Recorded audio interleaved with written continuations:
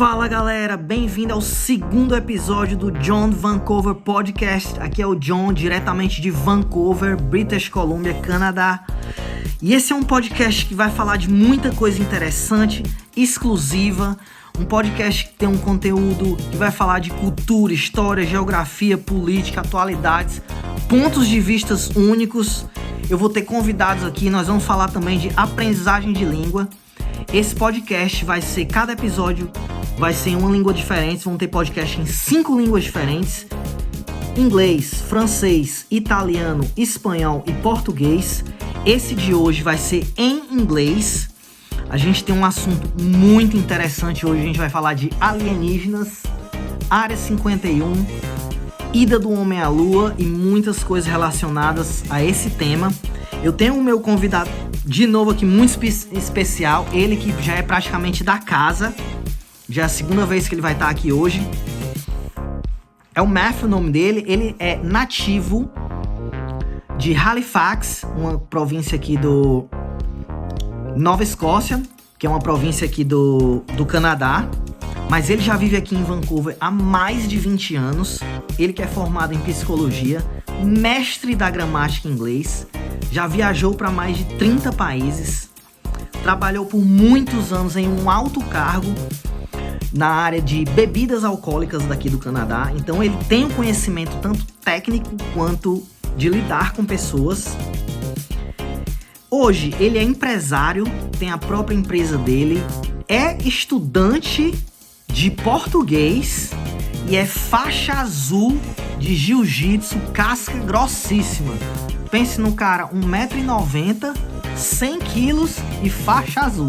Já ouvi dizer que ele tá passando o carro em todo mundo lá na academia, nos brasileiros inclusive. E hoje é o meu prazer aqui de novo de receber mais uma vez esse cara.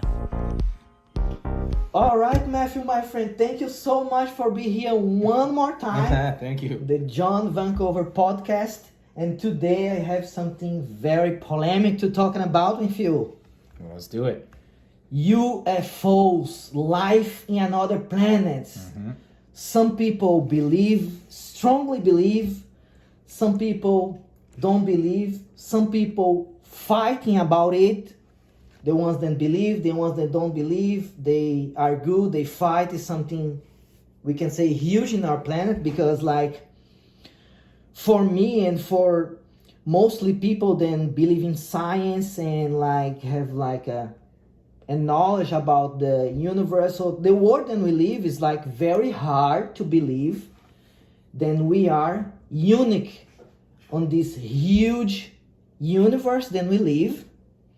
And also, if we take a look about ourselves, the human being, we have one strong hypothesis. Then we are the aliens invasions of this planet. This is one of the hypotheses, because like if we take a look in our world around us, this is crazy, man. Look at these high buildings, look at these cars, machines, the technology that we have doesn't look natural. No, it doesn't look natural. We are used to see all this technology. So like doesn't look natural, like we used to see all these things around. But taking a look in a forest, imagine a place then there is no human being, and imagine downtown of any city. So and look at our plans, what we are doing to our plans. Our plans is go and conquer the space, because what we are doing here, we come to this planet, we use all the resource, and now when the planet is almost done, what the human being is thinking about to do, taking a ship, go to the other planets, colonize Mars. So it looks like alien behave. That's exactly what we do with this planet, and this is the human plans. Well, it's interesting, like the concept of how we differ from other species on Earth. some say it's our opposable thumb that makes us, different from other things. But I would go a step further and say that it's not just the opposable thumb, it's actually the way in which we manipulate our environment to suit us. That's crazy. It's something that some species do, but not to the extent that we do it. The way we build tools, the way we create new things, discover things, test things. We're a very unique, like our brains, like it's unique the way species, but we have an ingenuity about us that allows us to do things that just other species aren't able to do. And if you look back at certain things that are still heated debates about, there are still heated debates about, pardon me, such as the pyramids, the Great Pyramids, right? The way that they're aligned with the stars, the way that there's like these societies that clearly were intelligent societies that existed thousands of years ago, which we have no technical historic record of. We just have archaeological finds. Yeah, those monolithic, like Pasqua, like the pyramids, and all those. Göbekli Tepe. There's quite a few of them around the world. That's true. Around the world, and we know that there were intelligent societies that were able to build things that we still aren't quite sure how to build. Even if you try today, it would be very hard. It would be very difficult. I mean, I'm sure we could probably figure it out with like some very, high level engineers and whatnot. But I think we're a species with amnesia. I think we don't really understand the full extent of human history. I think it's been wiped out more than once. I don't mean like us as a species, obviously, but I mean our society has risen and fallen to a point where we've completely forgot 90% of what we knew and had to relearn it again. This is clear to see about when you think about these monuments around the world. So and this appearance of UFOs and aliens and extraterrestrial lives, this, we can say, have been happening of the whole long of the humanity. We have stories, manuscripts, draws, and all the cultures, ancient cultures around the world, talking about the people that coming from space. And even today, we have a huge amount of pilots and flight attendants that saw those kind of things, but they cannot report because it's still a big stigmatized about these things, about a pilot report, he gonna be retired right away as a crazy. Many times will be like this. So we have we know these things appear. Nobody can talking about. If you're talking about the alien, many people will judge you crazy just because you're talking about aliens. You spend your time talking about aliens. Some people will listen to this podcast and will say, these guys, they are just crazy because they're talking about the aliens. So it are just this big stigmatized. So this is one of the things that kind of help to ride the existence of. It's interesting because the existence of UFOs, it was confirmed during the pandemic. The U.S. government released a bunch of classified documents saying that yes, there are UFOs, because UFO stands for unidentified flying object. It means that it's something that isn't in our system in terms of what we know, who it is, what other governments it might be. We're unaware of it, and it does something that we don't recognize in terms of its movement. Does that mean that it's aliens? Not necessarily. Could it be? Yeah, when something now they say it's a Russian balloon, it's a China balloon, right? Balloon. I don't think balloons move like that, personally. Millions of kilometers per hour. But I think it could be a drone, maybe drone technology, something like that.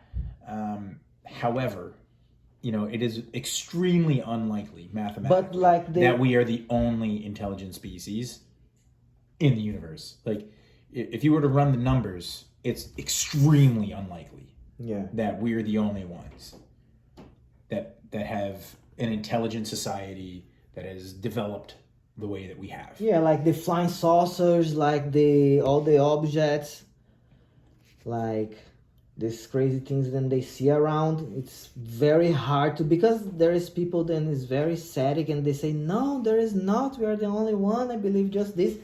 If they really release, for example, want to talk a little bit about Area 51. Mm-hmm. If they really release this kind of information, for example, all the religions in the world will be crazy, will make the sense, you'll lose the sense.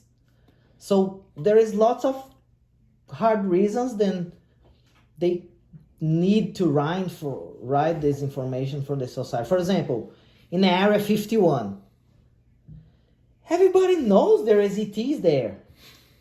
So, well, we know that Area 51 holds things that are specifically classified. If you ask me, they've been working on things that are unknown technologies elsewhere in the world at this point, because the government's developing things, far more advanced than is available to the public. I would venture a guess, people might call me crazy for saying this. The engineering reverse engineering for I feel like if it hasn't been already, I would say there's probably talks in studying the possibility of interdimensional travel, because I think it's far more likely. Area 51, do you think so? I think it's far more likely that an alien, let's say, if aliens exist, it's far more likely that they could travel using interdimensional travel than space travel, because once you get past a certain speed, matter, especially living matter, just will not survive it. Yeah, it's just impossible. That's true. So traveling hundreds of thousands of light years from another planet, whereas is almost impossible. However, if there's a way to open a portal, some sort of wormhole, whatever you want to call it, to fold space-time, and then boom, you jump from one spot to another. That's far more likely mathematically than actually traveling through space. Do you think there is any possibility of in Area 51 they kind of work together with the aliens, or they just get some spaceship then falls or something because some people then work there before, they say they have biological species there, they have ships then eventually fall in Earth and they capture it, the stories then we hear about many places around the world, and they hear about something then fall, and then the US government went to there. For example, in Brazil it happened, in Virginia, in the city there, then happened supposed fall UFO there, and then they talked to the US government, went to there fast, quickly, pick the thing, bring to Brazilian helicopter, and then fly from Brasilia to Area 51 directly. So they are possibly strong, then they have many things there. So do you think they just take these things for study, or there is a possibility of they work together? I mean, it's a high level of speculation, right? Because there's no official confirmed scenarios that aliens are here. However, if they are here, and if they were, taken to Area 51, is it possible that they could be working with humanity? Potentially. Yeah. It depends on what the overall view of these beings might be. If they're there and they keep flying around and they're not really interacting with us, my guess is that they probably feel that we're too primitive, based on the fact that we still kill each other over nothing. And using a fossil fuel? Well, not even that. I mean, it's just the idea that we have wars over really ridiculous concepts. Like and we separate ourselves based on these ideas instead of finding a way to move past it and better life for all things on planet Earth, you know? Yeah, and also like historical talking about like we have like related for the ancient civilizations always around the world the same thing if you analyze. Someone then coming from a faraway place, another universe, and coming in the flying boat in something like this, coming a star. Yeah. And then coming to teach us something that we don't know. Well, I mean, this is just a hypothesis, and it's not something that I believe in one way or the other. I think it'd be an interesting thought as a thought, like as a thought experiment. In some cultures, they believe many cultures around the world they say this, like Mayas, Aztecs. But as a thought experiment, Chinese. what if these aliens, and it kind of goes back to what you were saying earlier, are us? What if humans have already developed a certain level of existence from another planet, we're from another planet, and we just repopulate by starting society over and see what happens? Because that's a strong possibility. There's a strong hypothesis this to be the truth. Like I say in the beginning, if you see the world around what you are doing here, it's pretty much an alien thing. And there is another thing like really important talking about all these things concrete. It's very hard nowadays believe that the men have been to the moon for many consequences, many things then happen after that and before. So one of the things that we have to strong thinking about is the political concept at the time, why they did that, and the technology that they had at this time. So let's start talking about the technology. Like in the time then they have been in the moon, the moon landing, yeah. The moon landing, the time then they claiming they did the moon landing. They have no technology for a cell phone, simple cell phone, like the pictures looks like pretty fake.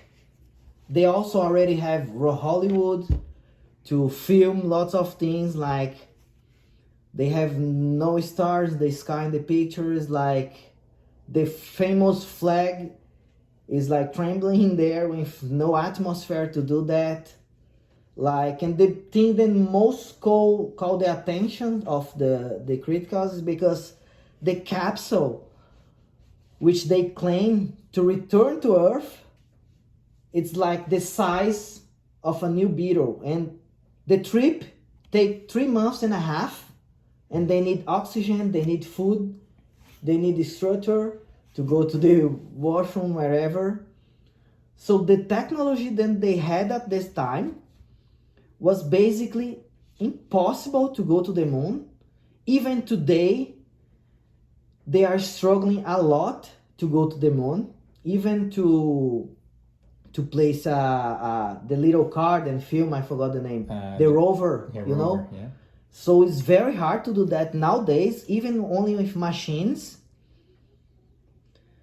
So yeah, nowadays it's very, very hard to believe then it was a true thing. Many people believe in like blind in everything the US say. What are you thinking about it? I have mixed feelings about it. Obviously, because I love science and space exploration. I think it's extremely important, and I think that obviously that would have been a monumental thing. I also feel that a small step for a man, but a big step for mankind. Yeah, exactly. Right. Like it's a great line. Yeah. I feel like if there was ever a reason to fake it, the political climate at the time gives great reason to fake it. Now next topic, let's talk about the political situation at that time. So obviously, you're in like the middle of the Cold War, or like post World War II anyway, like communism versus capitalism. Who's gonna win? What's the way forward for society? Who have more technology? Who has more technology? Who's better for the people?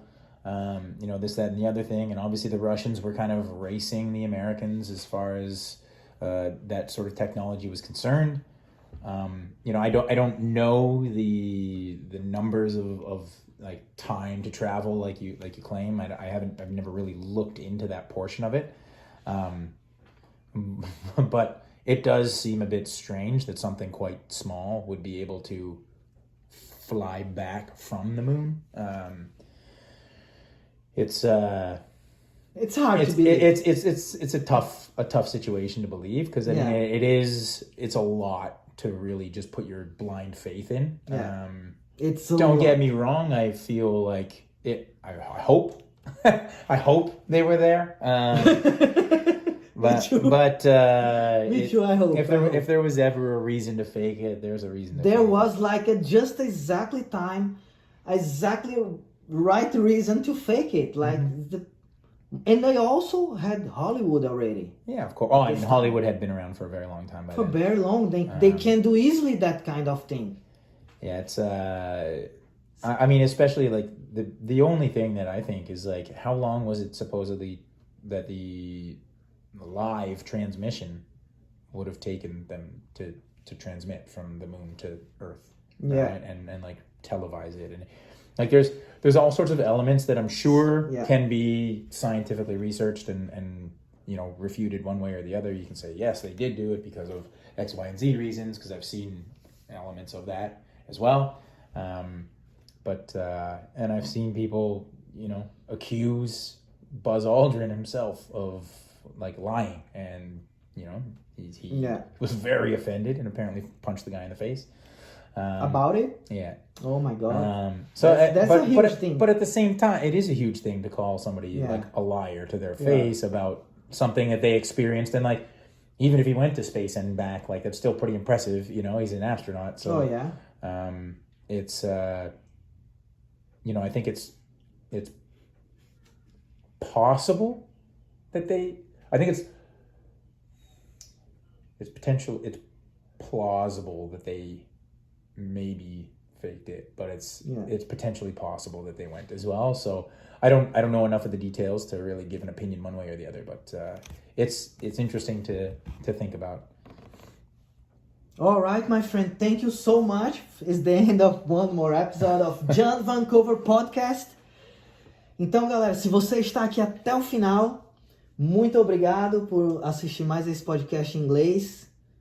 E deixe o seu like, se inscreva no canal e até a próxima. Se inscreva no canal, deixe um like e fica ligado no próximo episódio.